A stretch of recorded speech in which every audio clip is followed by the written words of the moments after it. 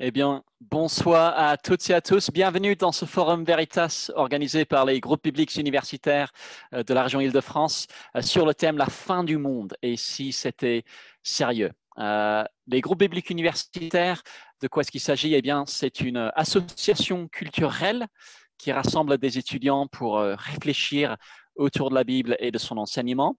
Les Forums Veritas, organisés par les groupes bibliques universitaires. Ce sont des rencontres qui visent à mettre en dialogue la pensée chrétienne avec d'autres visions du monde. Je me présente, je m'appelle Joseph Tandy, je suis pasteur dans le 9e arrondissement de Paris et par ailleurs ami des groupes bibliques universitaires. Et ce soir, nous avons un thème absolument passionnant avec deux intervenants très qualifiés pour nous apporter leurs éléments de réflexion. Le thème, je le redis, la fin du monde et si c'était sérieux. Notre premier intervenant, c'est Yves Cochet. Bonsoir et bienvenue à vous.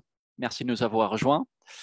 Yves Cochet a été ministre de l'Aménagement du territoire et de l'Environnement dans le gouvernement de Lionel Jospin. Il est aujourd'hui président de l'Institut Momentum qui travaille sur la question de comment organiser la transition vers un monde post-croissance, post-fossile et modifié par le climat. Il est auteur notamment du livre Devant l'effondrement, essai de collapsologie, édité par Les Liens qui libèrent. Merci d'être avec nous pour cette soirée. Notre deuxième intervenant, c'est Frédéric Baudin. Bonsoir et bienvenue à vous. Frédéric Baudin est pasteur et écrivain. Il est également président de l'Association chrétienne de protection de l'environnement à Rocha et il consacre une partie de son temps à la formation sur le thème du développement durable dans les pays en voie de développement. Il est auteur notamment du livre La Bible et l'écologie, édité par Excelsis. Frédéric Baudin, merci d'être avec nous. Merci. Un mot sur le déroulement de la soirée. Nous aurons 20 minutes d'intervention de chaque orateur. Il y aura ensuite 15 minutes d'échange entre nos deux orateurs. Et enfin, nous aurons 20 minutes pendant lesquelles vous qui suivez, vous pourrez poser vos questions via Zoom, la fonction chat sur Zoom ou sur Facebook en commentaire et on essaiera de récupérer vos questions pour pouvoir les transmettre à nos intervenants. Sans plus attendre, je vais passer la parole à Yves Cochet pour aborder ce thème, la fin du monde, et si c'est vrai. Yves Cochet, la parole est à vous. Eh bien, bonsoir à toutes et à tous, et je remercie les groupes bibliques universitaires de m'avoir invité. Je suis très honoré, nous allons pouvoir dialoguer sur un thème éminemment sérieux. Est-ce qu'il y a quelque chose d'ailleurs de plus sérieux que la fin du monde et non pas la fin d'un monde, comme on voit parfois des nuances dans les shows télévisés? Et si c'était sérieux, point d'interrogation, ça l'est évidemment, mais il faut voir que l'interrogation elle-même pose une autre interrogation, c'est-à-dire qu'auparavant, même dans la tradition biblique, d'une certaine manière, la fin du monde, plus ou moins reliée à l'Apocalypse, eh bien, c'est le fait que c'est une idée, on peut dire, métaphorique, une idée conceptuelle, mais que pour le moment, en tout cas nous en tant qu'humains, nous ne verrons peut-être pas dans cette génération où nous sommes, et ça semblait repousser assez dans le lointain. Il se trouve que maintenant, cette fin, pour les raisons qu'on va beaucoup développer, elle devient non plus conceptuelle, mais historique. C'est-à-dire que peut-être qu'un certain nombre d'entre nous vont le vivre, et hélas, peut-être en mourir. Et donc, il y a quelque chose de beaucoup plus saisissant qu'une simple discussion intellectuelle pour des nuances très subtiles peut-être, mais qui n'auraient pas de substance et de concrétude. Voilà une première remarque. Deuxième remarque, je vous parle justement, là où je suis, d'un lieu en Bretagne que j'ai acquis avec ma fille voilà 14 ans, précisément parce que j'avais déjà une idée de ce que j'appellerais de manière un peu plus précise tout à l'heure, l'effondrement systémique mondial, c'est-à-dire donc un lieu qu'on peut appeler pour l'instant, je donnerai peut-être des détails s'il y a des questions, un éco-hameau résilient. Alors, voilà à peu près 2 ans, j'ai publié une tribune dans le journal Libération qui s'appelait en gros les 30 prochaines années du monde, entre 2018 si vous voulez et puis 2048, en fait 2020-2050. Et je distinguais 3 périodes dans les 30 prochaines années, 2020-2050 nous y sommes. La période, pour simplifier, 2020-2030, qui est la période de l'effondrement lui-même. Alors précisons, c'est le moment, ce que je veux dire par fin du monde ou effondrement systémique mondial, ce n'est pas encore la fin du monde, mais c'est l'effondrement systémique mondial. Il s'agit bien d'un événement mondial, ça n'est pas un ouragan comme il y a eu Katrina, ça n'est pas une catastrophe nucléaire comme Tchernobyl ou Fukushima, c'est un phénomène mondial, comme d'ailleurs on peut dire la pandémie coronavirus actuellement, et c'est un événement qui est systémique, c'est-à-dire qui touche à la fois tout le monde en tant qu'être individuel et en tant que citoyen collectif dans une collectivité, disons, nationale en général, et qui touche tous les domaines de la vie individuelle et publique. C'est-à-dire que ce n'est pas simplement écologique, ce n'est pas simplement sanitaire, ce n'est pas simplement économique, c'est aussi, ça va toucher les formes institutionnelles, la démocratie, et ça touche même évidemment la culture et évidemment les croyances aussi. Bon. Donc c'est de ça dont je parlerai. Si on me dit, bah oui, mais il y a eu des effondrements près de chez moi, c'est local et ponctuel. Bon. Alors, je prévoyais donc que cet effondrement, je prévois toujours, que cet effondrement systémique mondial ait lieu entre 2020 et 2030, bon, avec, vous voyez, une marge d'une dizaine d'années. Et maintenant, je pressens, à cause de la crise du coronavirus, que c'est peut-être dès 2020 que nous avons les prémices, ou ce que j'appellerais plutôt le premier domino d'une série de dominos qui vont tous tomber et qui arriveront jusqu'à cet effondrement systémique, donc dans tous les domaines. Eh bien, la crise du coronavirus montre que on peut avoir en effet donc un phénomène qui est tout à fait mondial, c'est une pandémie, qui peut être causée entre autres par une diminution ou un affaiblissement de la biodiversité, voire évidemment par le changement climatique, puisque tout est lié dans cette approche que j'appelle systémique. Il faut voir que la dizaine de grandes infrastructures mondiales qui règlent notre vie, c'est-à-dire par exemple les énergies fossiles, par exemple l'énergie électrique, par exemple les télécommunications, par exemple le système de santé, par exemple le système de justice et de police, par exemple le système agricole. Eh bien, cette dizaine de grandes infrastructures mondiales sont toutes reliées ensemble. S'il y en a une qui bouge un peu, les autres, par propagation, on pourrait presque dire par épidémiologie, sont également touchées. On le voit actuellement, puisque la crise du coronavirus n'est pas qu'une crise sanitaire, c'est une crise certainement psychologique, voire peut-être vous en discuterez, spirituelle, mais c'est aussi une crise évidemment économique, et puis il y aura une crise sociale et politique qui va se propager dans les mois qui viennent. Bon.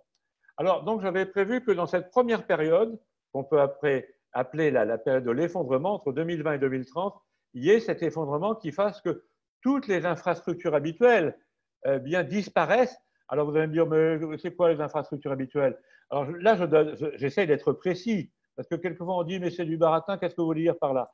Eh bien, par exemple, les infrastructures institutionnelles, plutôt des superstructures, mais il est possible, et je le crois, que vers 2035, pour donner un cap, qui est à mi-distance entre 2020 et 2050, vers 2035, il n'y ait plus ni l'Organisation des Nations Unies, ni l'Union européenne, ni même sans doute que la République française. Ah bon? Qui existe quand même depuis quelques décennies, voire quelques siècles, hein, tout ça. Il n'y ait plus non plus, peut-être qu'en 2035, soit il n'y aura plus du tout d'électricité en Europe, comme dans la bande de Gaza actuellement, ou bien alors ça sera intermittent. Il y en aura 2 heures par-ci, 3 heures par-là. Ah bon? Même en Europe, où on est quand même des nations et un continent extrêmement développé, là, vous avez vu qu'un petit microbe de rien du tout réussit quand même à mettre à bas une bonne partie de nous-mêmes en tant qu'individus et de nous-mêmes en tant que collectif de 500 millions d'individus. Je ne parle pas évidemment des États-Unis, de la Russie et du reste du monde. Donc il ne faut pas croire que nos sociétés, soi-disant hyper connectées, hyper modernes, hyper technologiques, ne sont pas vulnérables. En fait, plus elles sont connectées, plus elles sont technologiques, plus elles sont apparemment liées ensemble dans une sorte de solidarité, et plus en fait elles sont vulnérables à ce qu'on peut appeler une fluctuation de l'un des paramètres de ces 10 grandes infrastructures. Là, c'est l'infrastructure évidemment sanitaire qui est en jeu à l'échelon mondial. Eh bien, il y a ce qu'on peut appeler, bon, ça fait un peu pédant, mais maintenant que nous sommes dans les groupes bibliques universitaires, je pense qu'on peut quand même avoir un bon niveau de réflexion entre nous, ce qu'on peut appeler le théorème de Liebig. Que dit le théorème de Liebig? Quand vous avez un processus comme la mondialisation, la mondialisation qui dépend d'une dizaine de paramètres, donc il est multifactoriel, eh bien, la performance globale de ce processus est liée au paramètre le moins performant.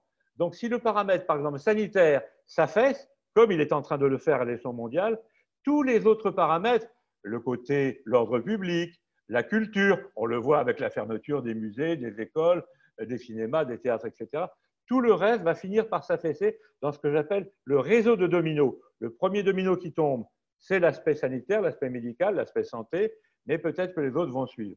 Alors donc, ceci va, et il semble que ça ait déjà commencé, se passer très probablement entre 2020 et 2030. Quand est-ce qu'il va finir ces dominos qui vont tous tomber? Je ne sais pas. Ça semble commencer en 2020. Est-ce que ça va se terminer en 2022, en 2025? Quelle va être la rapidité de l'effondrement général? Je ne le sais pas, mais le fait que ça démarre dès maintenant, alors que moi je m'attendais plutôt à 2025 ou 2028, si vous voulez, est quelque chose de très inquiétant. Alors qu'est-ce qui se passerait après? Eh bien, d'abord, il faut bien voir que cet épisode extrêmement douloureux va faire que pendant cette décennie qui s'ouvre, la 2020-2030, on va perdre beaucoup de nos frères et nos sœurs. Toutes nos frères et nos sœurs chinoises, indiennes et sud-américaines, comme nous, vont mourir par grand nombre. Je ne veux pas ici en donner trop parce que quelquefois ça fait trembler, mais c'est comme ça qu'il faut le dire. Hein. Les phénomènes les plus marquants de cette période, ça sera le très grand nombre de morts. Là, on en a déjà pas mal, mais quand même pour le moment, disons 210 000, 220 000 à l'échelon mondial, c'est finalement assez peu par rapport aux grippes saisonnières. Alors que là, il y en aura beaucoup plus, à mon avis, parce que ça ne sera pas que sanitaire. Il y aura également, évidemment, des problèmes de faim, qu'on peut appeler des problèmes, disons, de faim dans le monde. Alors, on le connaît, la faim dans le monde, ça fait mourir des gens, mais là, ce sera beaucoup plus développé parce qu'il est possible qu'il y ait pénurie alimentaire et par contre, donc, des épisodes de grande pénurie alimentaire, ça fait beaucoup de gens qui meurent de faim, de famine. Et puis, il peut y avoir, bien entendu, des phénomènes d'émeutes, de guerre civile. Vous savez que beaucoup d'Américains sont armés et comme actuellement ils ont une gestion très hasardeuse de la crise du coronavirus, il est possible qu'il y ait ici et là, dans quelques États, des phénomènes d'émeutes. On le voit aussi un petit peu en Europe. Pour le moment, c'est très ponctuel. Pourquoi? Parce qu'on est au tout début. Ça ne fait qu'à peine 2 mois et demi ou 3 mois de cette crise mondiale. Mais quand on sera à 2 ans ou 3 ans, je ne sais pas dans quel état nous serons. Bon. Alors, je ne veux pas trop noircir le tableau. Je dis que c'est quelque chose moi, que j'avais prévu en effet il y a à peu près 6 mois dans mon livre. Hein. Je l'avais même décrit à la page 123.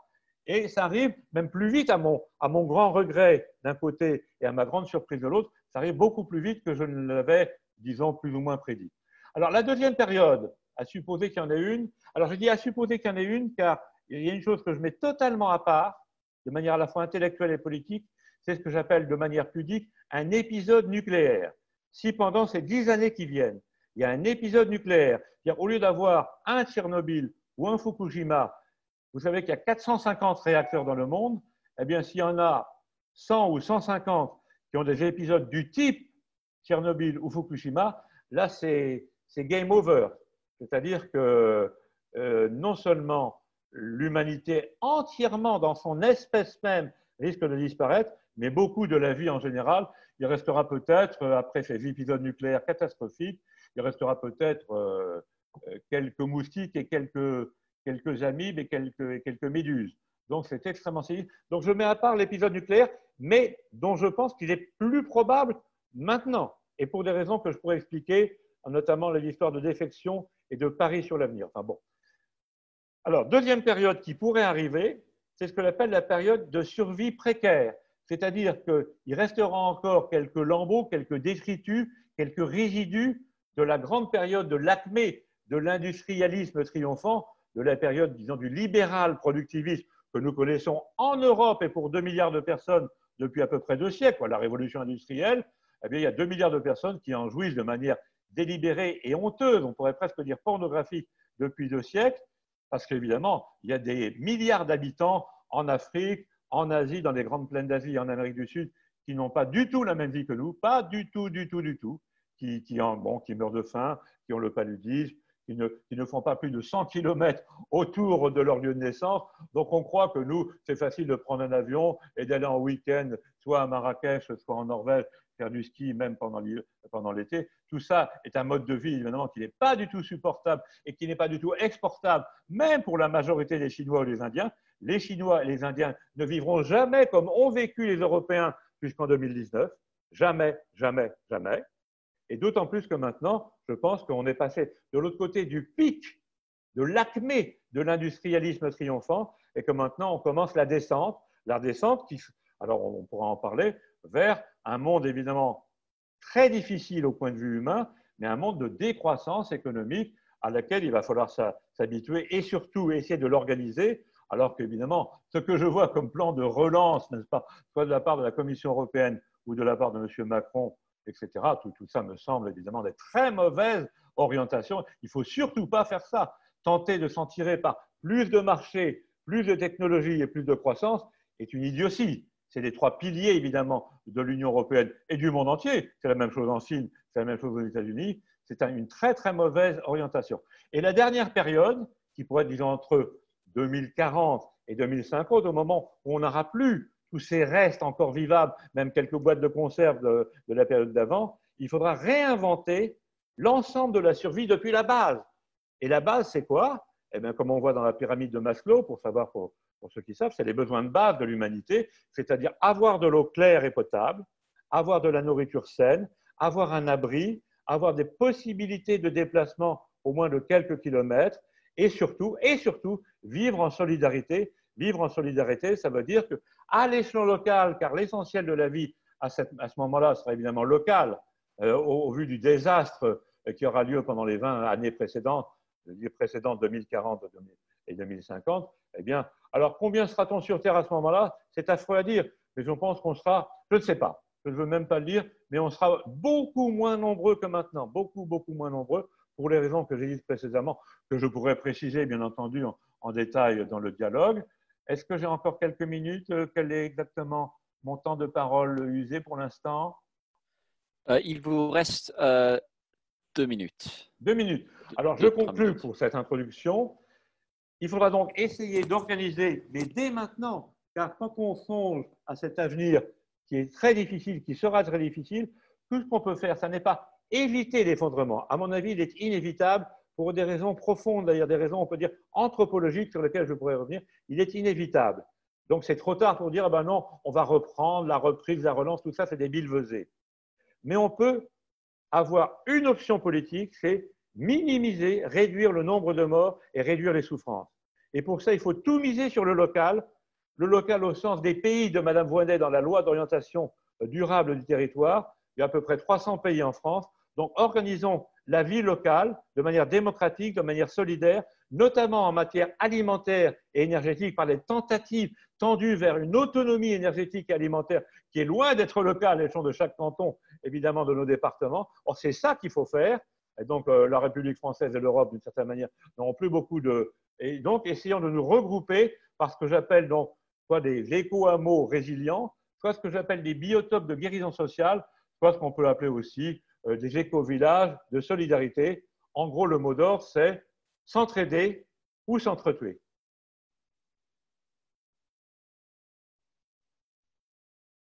Merci beaucoup Yves Cochet pour cette présentation absolument passionnante, mais en même temps, vous l'avez dit vous-même, inquiétante par plusieurs aspects. On aura l'occasion de vous poser des questions et puis de vous entendre échanger avec Frédéric Baudin que nous allons écouter maintenant. Donc Frédéric Baudin, je vous passe la parole pour 20 minutes d'intervention. Merci. Bonsoir à toutes et tous. Merci beaucoup pour votre invitation à m'exprimer dans le cadre de ces groupes bibliques universitaires que je connais de longue date. Je les ai fréquentés lorsque j'étais jeune Et voilà, nous allons donc débattre de cette question, fin des temps. Est-ce vraiment sérieux? Temps de la fin, fin du monde? Toutes ces expressions qui nous inquiètent un peu, et je suis un peu inquiet aussi en entendant M. Cochet nous décrire à sa façon ce qu'il entrevoit pour l'avenir. Question de la fin des temps qui a été posée, tout compte fait, à toutes les époques, depuis bien longtemps. Ce n'est pas une question neuve, et elle reste évidemment d'actualité. Alors, en lisant votre dernier livre que vous avez présenté, Devant l'effondrement, j'ai pu relever un certain nombre de convergences entre nos points de vue et éventuellement nos propositions pour faire face à un éventuel effondrement, nous y reviendrons, ou tout au moins, disons, une crise majeure. Mais je note aussi des divergences, parfois assez profondes, en tout cas des différences très nettes qui tiennent surtout alors, à ma foi. Je vais m'exprimer, puisque je suis présenté comme pasteur, je vais m'exprimer aussi en tant que pasteur et chrétien, donc des différences qui tiennent à ma foi, puisque je réfléchis et j'essaye d'agir aussi dans le cadre biblique et chrétien, qui est celui donc de ma foi. Monsieur Cochet, nous avons au moins un point commun et qui nous est probablement cher, c'est l'attachement à cette région de Rennes, dont je suis moi aussi originaire pour une bonne partie de ma famille, et peut-être de cette future biorégion, comme vous les appelez. En tout cas, je viens aussi de cette région. Nous partageons aussi la conscience, alors fondée sur un certain nombre d'observations, comme vous le faites, voire d'estimations à partir des données actuelles. Nous avons cette conscience qu'une fin, un effondrement est possible, une crise, je le disais, majeure qui pourrait affecter nos sociétés occidentales, nos pays dits développés, mais aussi, je suis d'accord, le monde dans son ensemble. Nous posons à peu près le même diagnostic sur ce monde, nous auscultons nos sociétés et nous constatons qu'elles sont un peu comme un corps malade à bien des égards, tant sur le plan physique, la dégradation de notre environnement, que sur le plan moral et j'ajoute spirituel, en partie à cause de ce que vous appelez les variables indépendantes dans votre livre ou encore les passions tristes, la peur, la cupidité qui anime et perturbe le marché libéral et productiviste, pour reprendre vos termes. Nous dressons à peu près le même constat sur les causes de cette maladie. Nous sommes aujourd'hui dans une situation inédite à cause de l'explosion démographique. Nous sommes passés de 1 à bientôt 8 milliards d'habitants en à peine 2 siècles. C'est tout à fait considérable. Il a fallu nourrir, loger, habiller, fournir du travail à cette population sans cesse croissante. Et pour cela, bien sûr, créer et gérer des infrastructures appropriées, produire de l'énergie. Alors, c'est cette énergie, le plus souvent d'origine fossile, qui pose probablement le plus grand problème. Et c'est bien sûr pour toutes ces raisons majeures que nos écosystèmes ont été perturbés, parfois détruits de façon irréversible dans certains cas. C'est aussi la cause du fameux réchauffement climatique, dû aux gaz à effet de serre. On en parle beaucoup et nous commençons à en sentir les effets et à en souffrir. Nous dénonçons, il me semble, un peu de la même manière et avec force la démesure. Vous employez ce terme dans votre ouvrage, démesure de notre exploitation et de notre consommation des ressources de la terre, le gaspillage insensé de nos ressources.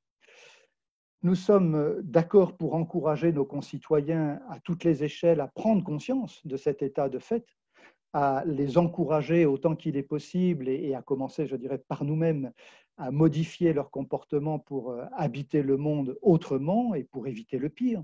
Et dans tous les cas, pour retarder, si possible, cette fin du monde, cet effondrement, du moins pour ce qui relève de notre responsabilité dans cette perspective. Mais tout cela n'efface pas nos divergences. Dans notre analyse des événements ou divers facteurs ou des divers facteurs qui façonnent notre ou nos sociétés et le système monde. Alors j'aurais bien des choses à préciser sur ce point à partir des éléments que je viens d'évoquer, mais j'aimerais surtout apporter un éclairage particulier à partir des données bibliques, puisque je suis là finalement aussi en tant que représentant des groupes bibliques d'une certaine manière. Alors tout d'abord, ce n'est pas la première fois, faut-il le rappeler, que l'on pose sur la société un tel diagnostic. Alors je m'en tiens à un exemple parmi tant d'autres dans la Bible, un exemple historique. J'ai relu hier le premier chapitre du prophète Ésaïe. qui a vécu au 8e siècle avant Jésus et qui s'adresse de la part de Dieu au peuple des royaumes d'Israël, donc le royaume du Nord, et le royaume, et surtout d'ailleurs ce royaume de Juda au sud.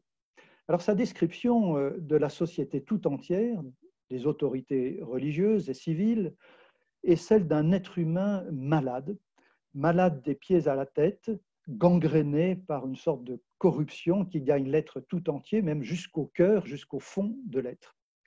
Et la cause de cette maladie, qui se déclare alors que la société connaît une période de grande prospérité, alors on peut faire là aussi l'analogie avec ce que nous avons vécu, les fameuses 30 glorieuses, les années de prospérité, et tout cela se déclare pendant cette période de grande prospérité, c'est, et Ésaïe pointe sur cet élément essentiel, la rupture de la relation avec Dieu. Et je vais m'expliquer, et plus précisément, comme le dénoncent d'ailleurs tous les prophètes de l'Ancien Testament, et on pourrait même aller au-delà en relisant les apôtres qui ont écrit et rédigé le Nouveau Testament, ce que nous appelons le Nouveau Testament, tous les prophètes, sans exception, dénoncent ce fait de servir d'autres dieux représentés sous la forme alors, des astres, le soleil, la lune, les étoiles, les animaux ou éventuellement même des êtres humains, c'est-à-dire au fond de se soumettre à ces choses, on pourrait dire à cette terre dans son ensemble, plutôt qu'à Dieu qui en est le seul maître et souverain. Voilà la pointe du discours des prophètes. Et il est intéressant de souligner ici que dans les bénédictions promises par Dieu à son peuple, un lien est clairement établi entre la foi en ce Dieu souverain, le climat favorable, la fertilité de la terre, l'abondance des récoltes et enfin la reconnaissance, on pourrait dire l'adoration que l'on exprime, que l'on rend à Dieu, justement lors de fêtes agricoles. Alors, il y avait 3 grandes fêtes agricoles du temps de l'Ancien Testament, qu'on célèbre toujours d'une certaine manière. La Pâque, les prémices, les premiers fruits de la moisson, la Pentecôte, qui va aussi un petit peu dans le même sens, où la moisson est un peu plus avancée, et puis la fête des tentes, des cabanes, des tabernacles, selon les traductions, à la fin de l'année agricole, donc à l'automne, où l'on fêtait l'ensemble des récoltes. Et tout cela se traduisait par de vraies réjouissances, où l'on pouvait exprimer alors ce que vous appelez aussi les passions joyeuses, comme vous les appelez dans votre livre. Alors j'avoue avoir été très étonné par la longue liste que vous donnez de valeurs morales comme résultant de l'organisation de la nouvelle société que vous prenez dans votre livre, et donc toutes ces passions joyeuses.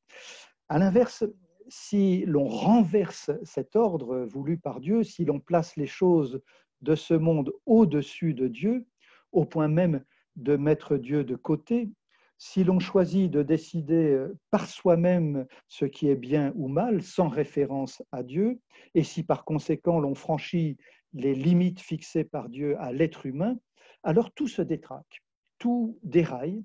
On pourrait dire oui, c'est l'effondrement, le climat est défavorable, le travail de la terre est ingrat, les récoltes sont insuffisantes et l'on sombre dans les passions tristes d'un monde sans Dieu.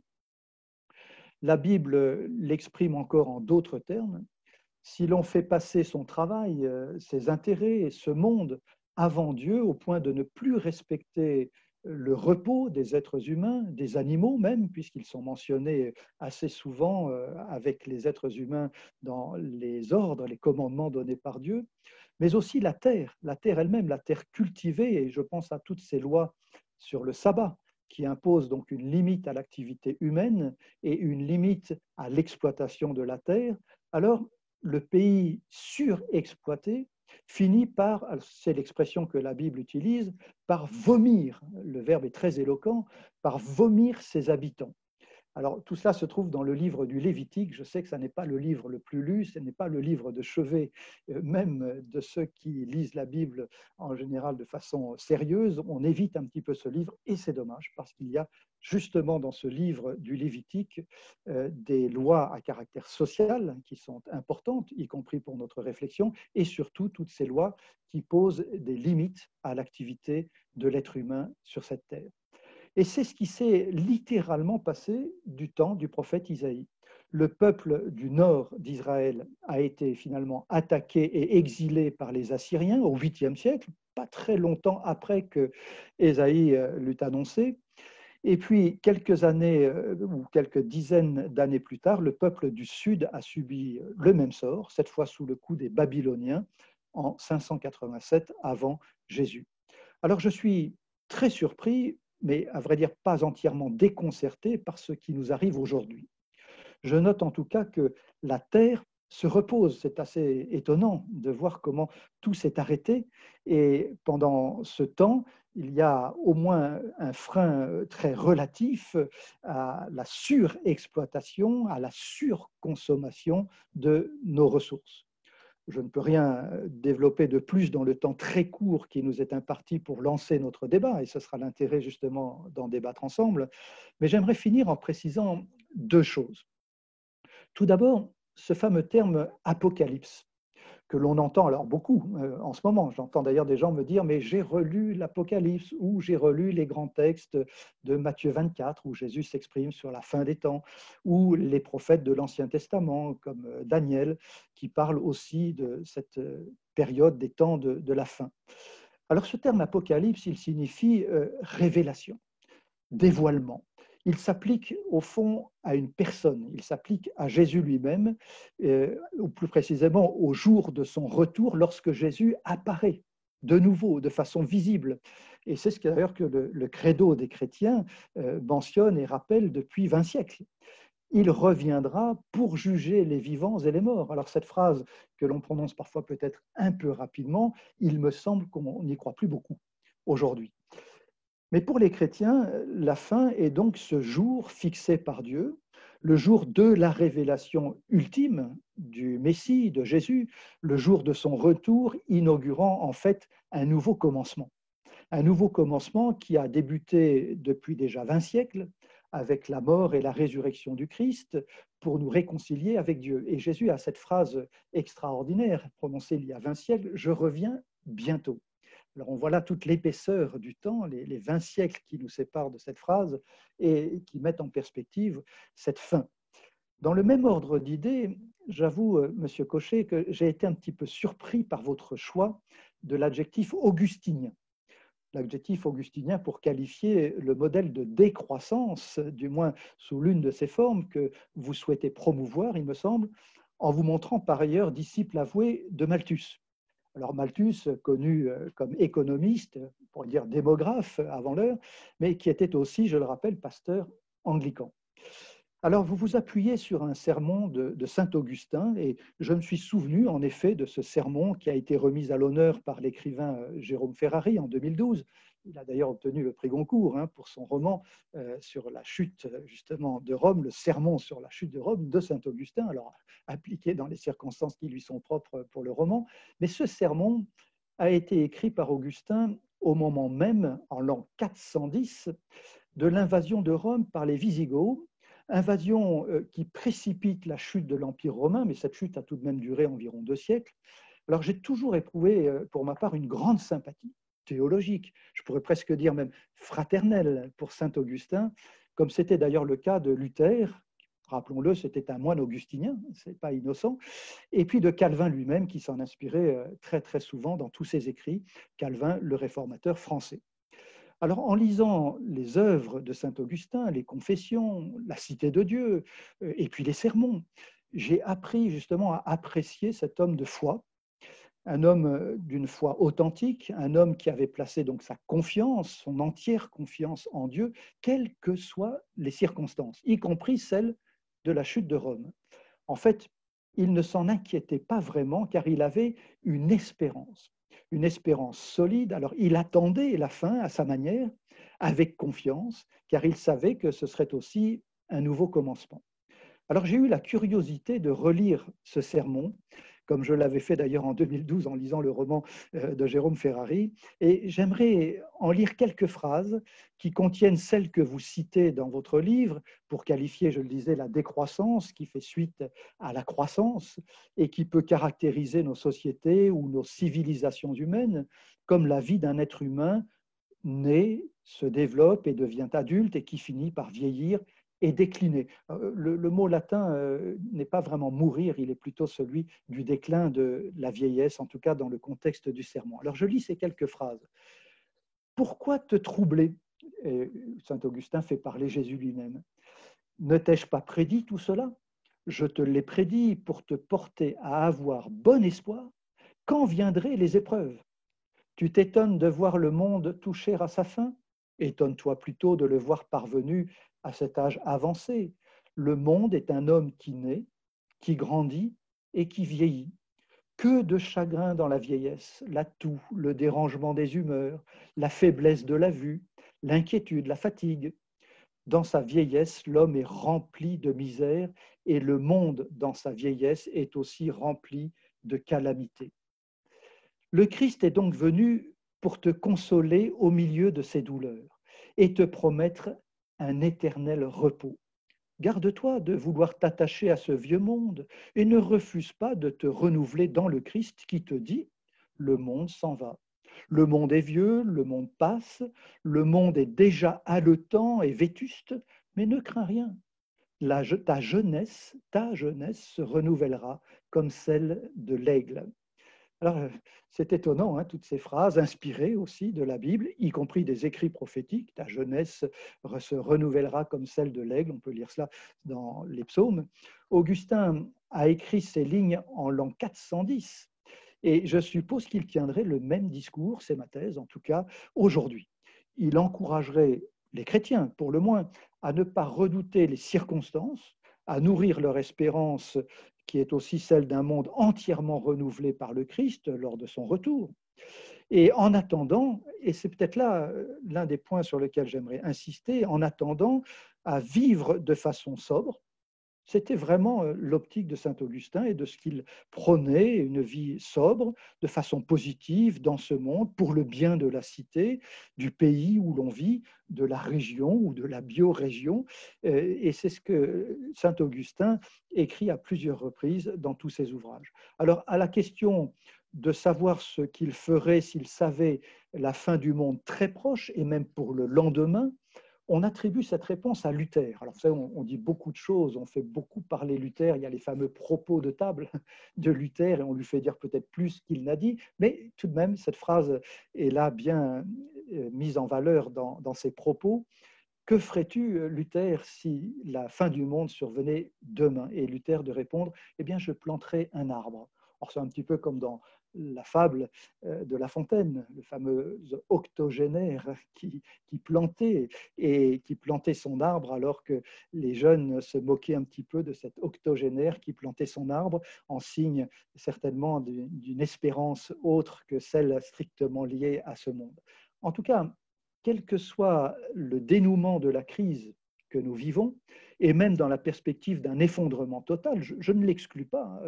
Et pour ma part, je reste partisan, alors oui, je le dis clairement, d'un développement durable, d'une croissance mesurée et partagée, autant qu'il est possible, d'un retour à de vraies valeurs, certainement, à des limites. J'insiste beaucoup sur ce point, des limites assumées avec liberté et responsabilité. J'ai vu que ces deux termes apparaissaient aussi dans vos listes, notamment celle des passions joyeuses, la liberté et la responsabilité, deux points sur lesquels j'insiste beaucoup.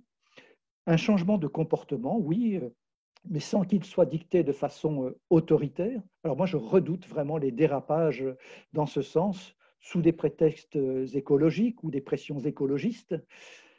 Je suis plutôt partisan aussi de cette transition écologique. Alors, j'allais dire aussi rapide qu'il est possible, mais ça n'est pas simple dans les faits. Et cela me semble une excellente chose, même si elle est source de contradictions, et c'est souvent le cas. C'est aussi le cas dans ma propre foi. Nous sommes souvent en deçà de l'idéal que nous visons, de l'objectif que nous nous fixons. Nous sommes placés devant, et je termine par là, un triple défi, qui est celui de notre rapport au temps, et peut-être faut-il habiter le temps autrement.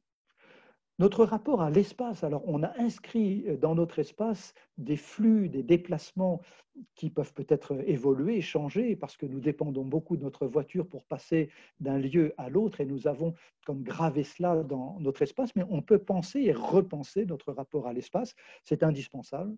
Et puis enfin, repenser notre rapport aux ressources naturelles. Je rappelle souvent à ce titre que nous sommes tenus, depuis le commencement, de cultiver et garder le jardin, la terre, le jardin dans lequel Dieu place l'être humain au commencement. Cultiver et garder. Alors, on a beaucoup cultivé et finalement assez peu gardé, parfois même pas du tout gardé. On peut mieux gérer et habiter le monde pour le bien du plus grand nombre, et je continue de croire que la meilleure façon d'y parvenir, c'est de cultiver et de garder aussi notre relation avec Dieu. Pour moi, les deux restent parfaitement liés. Merci.